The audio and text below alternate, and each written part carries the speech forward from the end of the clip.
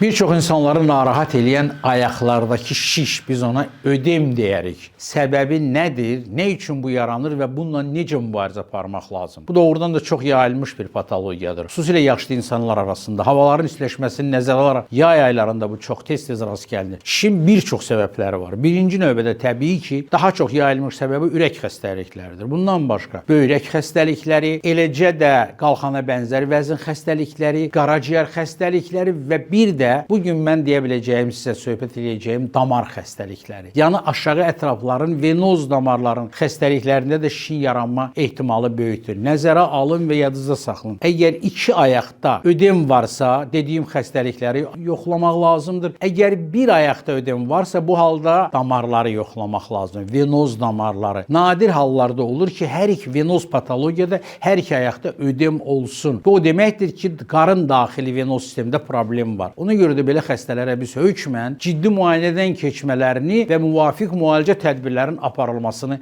biz tövsiyə edirik. Buyurun, gəlin bu problemin həllində sizə köməklik göstərək.